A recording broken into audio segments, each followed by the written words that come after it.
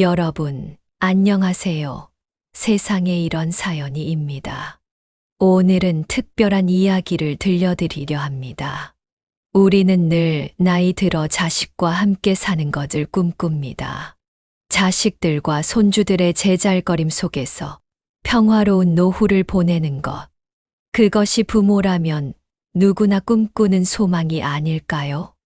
하지만 오늘 만나볼 73세 할머니의 이야기는 그 꿈이 얼마나 위태로운 것인지를 보여줍니다. 평생을 바쳐 모은 4억 원의 재산을 아들에게 주고 함께 살기로 한 그날부터 시작된 이야기입니다. 처음엔 모든 것이 완벽했습니다.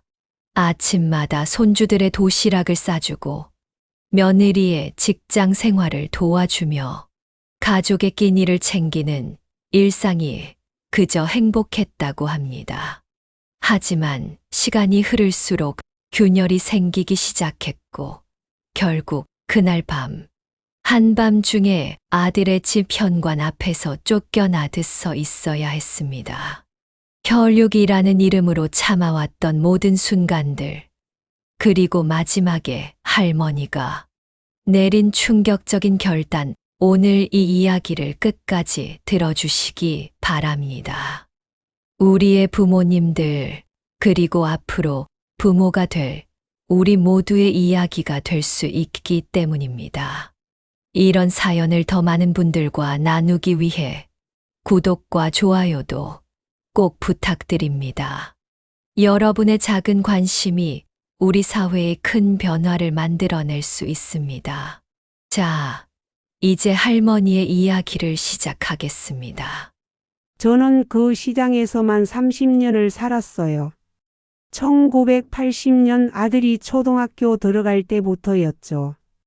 처음엔 작은 좌판으로 시작했어요. 새벽 3시면 일어나 시장으로 향했죠. 채소를 떼러 가는 트럭 뒤에 매달려 가기도 했어요. 손이 얼어붙어도 비가 와도 아들 학비만 생각하며 버텼습니다. 제일 힘들었던 건 아들이 고등학교 들어갔을 때예요. 남편이 사업에 실패하고 빚까지 지고 도망가 버렸거든요. 그때 아들이 엄마 나 공부 그만둘까? 하더라고요. 그 말을 듣는데 가슴이 찢어지는 것 같았어요.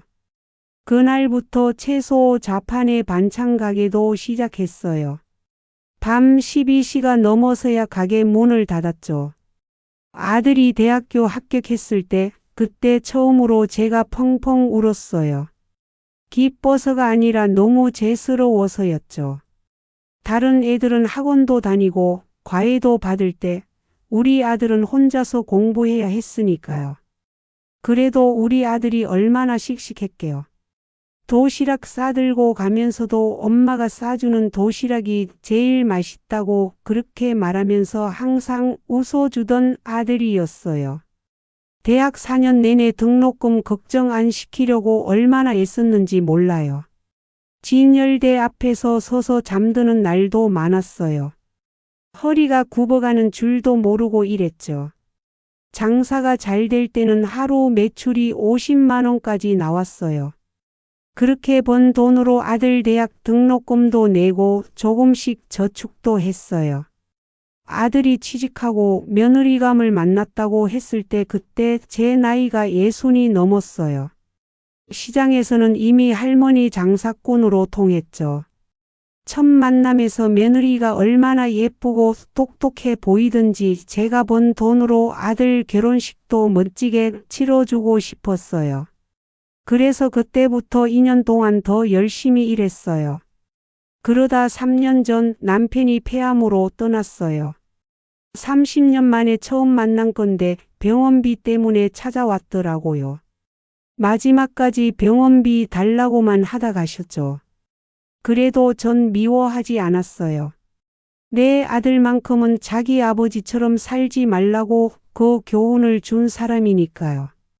혼자 살면서 가장 힘들었던 건 명절이었어요. 아들 내 가족은 며느리 친정에 가느라 바쁘고 그래도 전화라도 오면 좋겠다 싶었죠. 그러다 어느 날 아들이 찾아왔어요. 어머니, 이제 저희랑 사세요. 좋은 집 알아놨어요. 며느리도 적극적으로 찬성했어요. 어머님, 친정엄마처럼 모시고 싶어요. 애들도 할머니랑 살고 싶대요. 그 말을 듣는 순간 제 눈에서 눈물이 왈칵 쏟아졌어요. 30년 넘게 시장에서 일하며 꿈꿔왔던 순간이었으니까요. 손주들과 함께 살면서 떡볶이도 해주고 숙제도 봐주고 그런 평범한 할머니가 되는 게 제 소원이었거든요. 그래서 그날 바로 그래, 같이 살자 하고 대답했죠. 이제 와서 생각하면 그때 조금 더 신중했어야 했나 봐요. 제가 모은 돈이 4억 정도 됐어요. 30년 동안 한 푼, 두 푼 모은 거죠. 시장에서 장사하면서 얻은 거라곤 허리병과 그 돈뿐이었어요. 가게를 정리하던 날 시장 상인들이 얼마나 울었는지 몰라요. 할머니 이제 어디 가세요? 하고 물을 때 저는 얼마나 뿌듯했게요. 우리 아들이랑 살게 됐어요 하고 자랑스럽게 말했죠. 아들이 찾아본 집이 32평 아파트였어요. 신축이라 깨끗하고 전망도 좋더라고요. 아들이 어머니 방은 남향이에요. 아침에 일어나면 햇살이 창문으로 쫙 들어와요 하면서 좋아하더라고요. 얼마나 기특했게요. 집 계약할 때 제가 가진 돈을 다 내놓았어요. 아들 앞으로 등기도 했죠. 그게 제 인생의 마지막 선물이라고 생각했으니까요. 이사 첫날 손주들이 할머니 방에 달려와서는 할머니 방이다 하면서 좋아하던 모습이 아직도 눈에 선해요. 초등학교 4학년, 2학년인 손주들이 제 침대에 누워서 뒹굴뒹굴 그런 모습을 보는 게 제 소원이었거든요. 며느리가 회사를 다녀서 제가 집안일을 도맡아 했어요. 아침 6시면 일어나서 애들 도시락 싸고 음식도 해두고 30년 장사하면서 익숙해진 생활이라 힘들지 않았어요. 오히려 행복했죠. 며느리가 칭찬할 때가 제일 기뻤어요. 어머니가 계셔서 제가 맘 편히 직장 다닐 수 있어요. 그 말을 들을 때마다 제 가슴이 뿌듯했죠.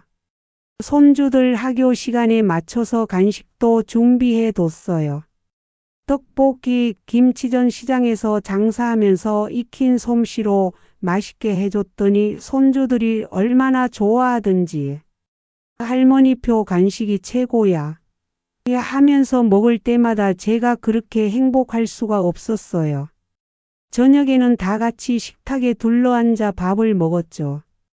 아들이 회사 이야기하고 손주들이 학교 이야기하고 며느리는 직장 동료 얘기도 하고 그런 소소한 대화가 얼마나 즐거웠는지 몰라요. 제가 차려놓은 밥상에서 가족들이 웃고 떠드는 모습 그게 제 평생 꿈이었거든요. 한 달쯤 지났을까 며느리가 어머니 덕분에 승진할 것 같아요 하면서 좋아하더라고요. 제가 집안일을 다 해주니까 회사에 더 충실할 수 있었다나 그때 며느리가 제 손을 꼭 잡아주던 게 기억나요. 그때까지만 해도 이 행복이 오래 갈 거라고 믿었죠. 하지만 그게 다 착각이었나 봐요. 손주들과 함께 보낸 시간들은 정말 꿈만 같았어요. 매일 아침이면 큰 손주가 제 방에 와서 할머니, 오늘은 도시락에 뭐 넣어 주실 거예요? 하고 묻곤 했죠. 김밥, 샌드위치, 주먹밥 매일 다르게 준비해 줬어요. 작은 손주는 특히 제가 만든 계란말이를 좋아했어요. 할머니표 계란말이는 세상에서 제일 맛있어요. 그 말을 들을 때마다 가슴이 뭉클했죠. 학교 시간이면 학교 앞으로 마중 나갔어요. 멀리서도 할머니 하고 뛰어오는 손주들을 보면 그렇게 행복할 수가 없었어요.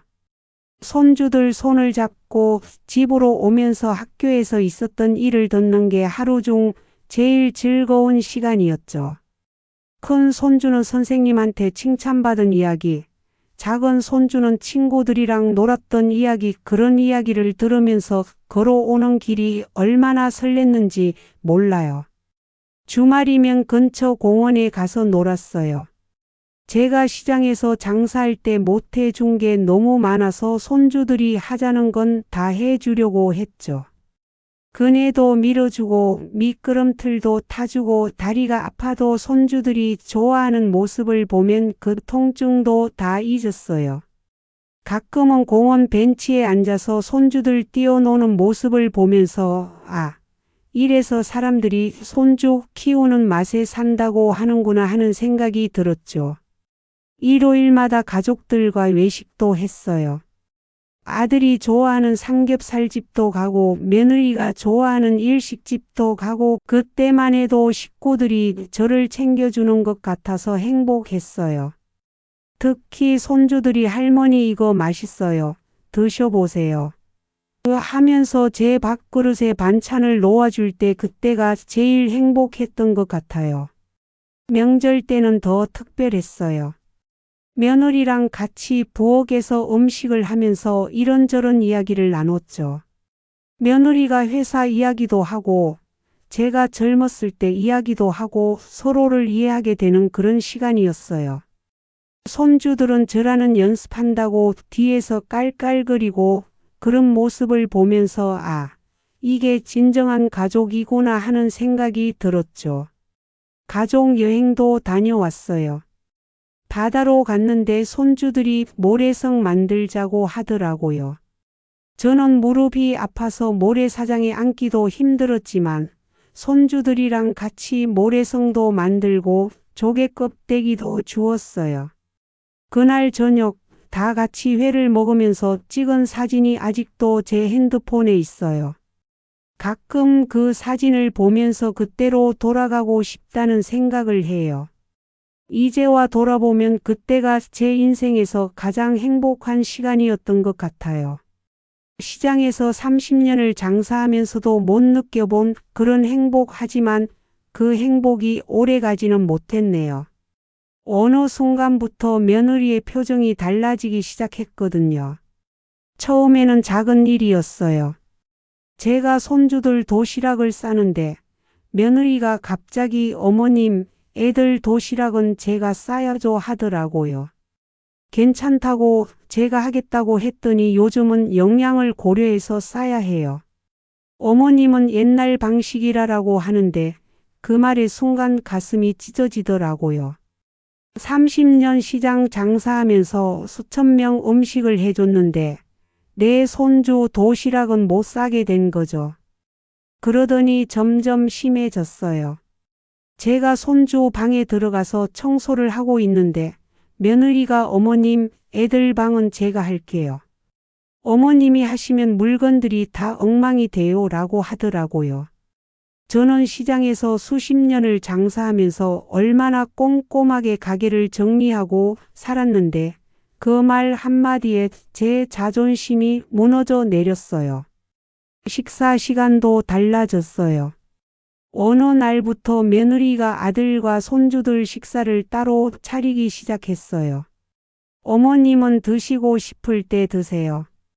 저희는 바빠서 이러더니 나중에는 제가 끓여놓은 국도 손도 안 대고 새로 끓여 먹더라고요. 밥상에 혼자 앉아 있으면 마치 제가 남인 것 같았어요. 제 생일이었던 날 아침부터 설레는 마음으로 기다렸어요. 예전에는 손주들이 할머니 생신 축하해요. 하면서 달려와 안겼는데 그날은 아무도 모르는 척했어요. 저녁 때 오늘이 제 생일인데 하고 말했더니 며느리가 맞다. 깜빡했네요. 저희는 이따 시댁 이모님이랑 약속이 있어서 하더라고요. 그날 밤 혼자 방에서 울었어요. 손주들 운동회 날이었어요. 전날부터 김밥도 만들고 과일도 썰어놓고 그런데 아침에 며느리가 어머님은 안 오셔도 돼요. 자리도 없고 더우시잖아요 하는 거예요. 김밥은 자기가 새로 샀다면서 제가 만든 건 냉장고에 그대로 두고 가더라고요. 그날 하루 종일 방에 누워 있었어요. 창문 밖으로 들리는 운동회 음악 소리에 가슴이 미어졌죠. 가장 서러웠던 건 손주들의 변화였어요. 제가 손주들 방에 들어가면 할머니 공부해야 해요 하면서 문을 닫아버려요. 전에는 항상 할머니 이것 좀 봐주세요 하면서 붙어있던 아이들인데 며느리가 뭐라고 했는지 이제는 절 피하기만 해요. 한 번은 손주 방 앞에서 한참을 서 있다가 할머니가 방해되니 하고 물었더니 작은 손주가 엄마가 할머니랑 많이 놀면 안 된대요 하는데 눈물이 나더라고요. 명절 때는 더 심했어요. 며느리 친정 식구들이 오면 저보고 방에 들어가 있으래요. 어머님 자리가 좁아서요 하면서. 제가 30년 장사하면서 모은 4억으로 산 집인데 그 집에서 제가 숨어 지내야 했어요. 명절 음식도 며느리 친정어머니가 와서 하시고 저는 그냥 구경만 해야 했죠. 지난달에는 제가 친구 집에 놀러 갔다가 좀 늦었어요. 10시쯤 됐나 현관문을 열려고 하는데 며느리가 이제 따로 사셔야 할 것 같아요. 저희도 불편하고 하는 거예요. 그 말이 아직도 귓가에 맴돌아요. 30년을 고생해서 번 돈으로 산 집에서 제가 쫓겨난 거죠. 그날은 제가 친구 집에서 늦게까지 있었어요. 원래는 일찍 들어가려고 했는데 친구가 자기 며느리한테 당한 이야기를 하면서 오는데 저도 모르게 제 얘기를 하게 됐어요. 언니, 나도 너무 힘들어 하면서 서로 부둥켜 안고 울다 보니 시간이 그렇게 됐네요. 밤 10시 현관 비밀번호를 누르는데 손가락이 떨렸어요. 며칠 전부터 며느리가 절 쳐다보는 눈빛이 달라져서 불안했거든요. 문을 열고 들어가는데 거실에 며느리가 서 있더라고요. 아들은 퇴근도 안 했는데 그 며느리 표정이 아직도 눈에 선해요. 어머니 이렇게 늦게 다니시면 어떡해요? 그 며느리 목소리가 얼음장같이 차가웠어요. 그래서 제가 미안해. 친구랑 이야기하다 보니 하는데 며느리가 말을 자르더니 어머니 이제 따로 사셔야 할 것 같아요 라고 하는 거예요.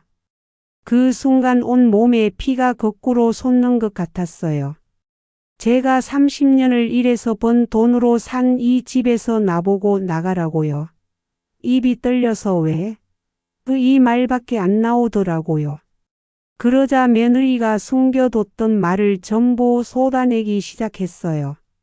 애들 공부에도 안 좋고 친정엄마가 오고 싶어도 못 오고 저희도 불편하고 어머니도 편하실 것 같아요. 제가 근처 월세방 알아봐 드릴게요. 이게 제가 30년 동안 새벽부터 밤까지 일하면서 꿈꿨던 노후인가 눈물이 나려는 걸 꾹 참았어요.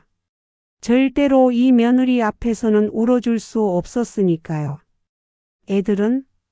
제가 겨우 이 말을 했더니 며느리가 애들은 신경 쓰지 마세요.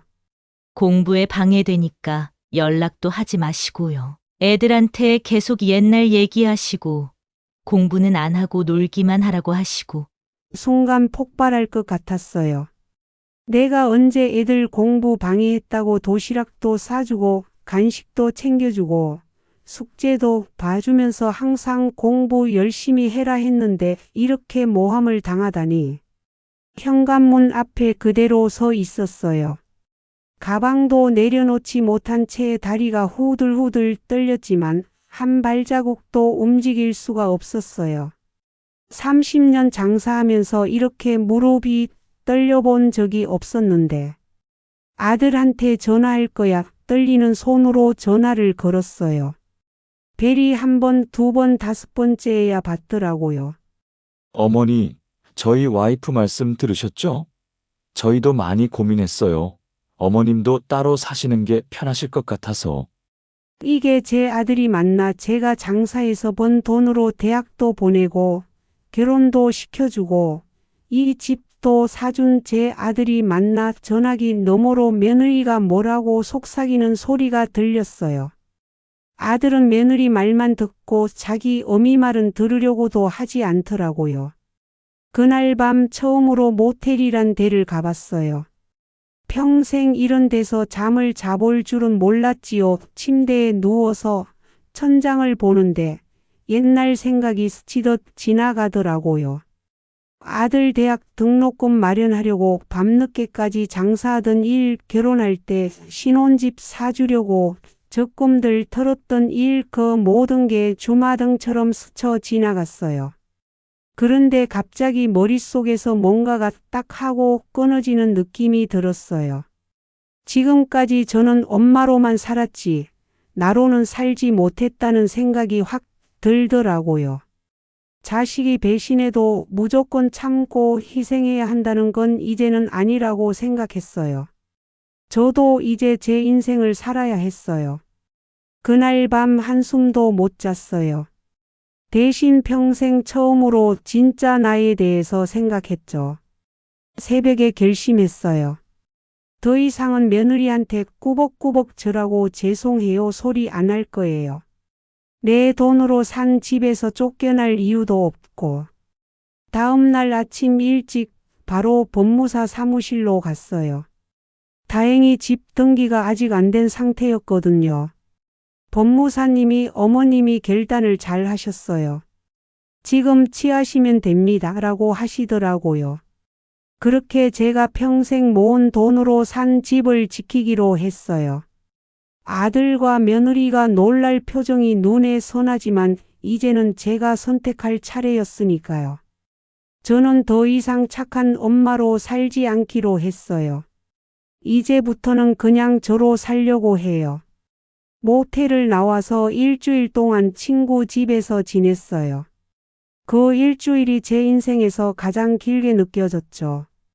밤마다 잠을 못 이루고 생각했어요. 내가 잘못한 걸까? 그 자식인데 한 번 더 참아볼까? 하는 생각도 들었죠.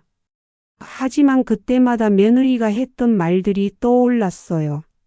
어머님은 나가세요. 애들하고도 연락하지 마세요. 그 말들이 제 가슴을 세차게 후벼 팠어요. 법률 상담소를 3군데나 찾아갔어요. 첫 번째는 자식하고 좋게 하세요 라고만 하더라고요. 두 번째는 재산을 증여했으면 어쩔 수 없어요 라고 했고요. 세 번째 법률 상담소에서 희망이 보였어요. 증여는 했지만 등기가 안 된 상태라면 취소가 가능합니다. 그 말을 듣는 순간 제 머릿속이 맑아지는 것 같았어요. 그래도 마지막으로 아들에게 기회를 주고 싶었어요. 전화를 걸어서 엄마랑 단둘이 만나자고 했죠. 카페에서 만났는데 아들이 옛날처럼 다정하게 어머니 하고 부르더라고요. 순간 마음이 흔들렸어요. 그런데 대화를 나누면서 깨달았죠. 아들의 입에서 나오는 말은 다 며느리의 말이더라고요. 어머님이 애들 교육에 방해가 돼요. 따로 사시는 게 서로 좋을 것 같아요. 그 순간 결심했어요. 이제는 돌이킬 수 없구나. 법무사 사무실에 갔을 때가 기억나요. 제 통장을 꺼내서 보여드렸어요. 30년 동안 장사해서 모은 돈이 고스란히 기록되어 있었죠. 그 돈으로 집을 산 것도 아들 앞으로 명의를 이전하려던 것도 다 있었어요. 법무사님이 어머님 이런 증거들이 있으시니 걱정 마세요. 어머님 편이 이기실 겁니다 라고 하시더라고요. 등기소에 가서 증여 취소 신청을 하는데 손이 덜덜 떨렸어요. 평생 자식을 위해 살았는데 이제는 자식과 싸워야 한다니 그래도 절 이렇게 만든 건 자식들이잖아요. 서류에 도장 찍는 순간 저는 다시 태어난 것 같은 기분이었어요. 집을 매물로 내놓았다는 소식을 들었는지 며느리가 찾아왔어요. 이번에는 달래듯이 말하더라고요. 어머님, 우리 잘 살아봐요. 제가 잘못했어요. 근데 그 말이 전혀 진심으로 들리지 않았어요. 제가 강경하게 나오니까 저를 무서워하는 것 같았죠. 부동산에서 연락이 왔어요. 제가 4억에 산 집이 이제는 4억 5천에 팔린다고 아들 내외는 발을 동동 굴렀죠. 변호사까지 선임했더라고요. 하지만 이미 늦었어요. 모든 증거가 제 손에 있었으니까요. 통장 거래 내역, 계약서, 제가 30년 동안 장사한 기록들. 법원에서 승소 판결이 났을 때 아들이 무릎을 꿇더라고요. 어머니, 제가 잘못했습니다. 용서해 주세요. 그런데 이상하게도 마음이 아프지 않았어요. 오히려 후련했죠. 이제 내 인생은 내가 살아라. 나도 내 인생 살 거다. 이 말을 하고 돌아서는데 등 뒤에서 아들이 우는 소리가 들렸어요. 집이 팔리고 정산하는 날 약속대로 반은 아들 부부 통장으로 넣어줬어요. 그리고 제 몫으로 작은 오피스텔을 샀죠. 평생 처음으로 온전히 제 것을 가지게 된 거예요. 그동안은 늘 자식을 위해, 가족을 위해 살았는데 이제는 저를 위해 살기로 했어요. 지금도 가끔 아들과 며느리를 마주칠까 두렵긴 해요. 하지만 더 이상 움츠러들지 않아요. 제가 잘못한 게 아니니까요. 손주들이 보고 싶을 때면 사진을 꺼내봐요.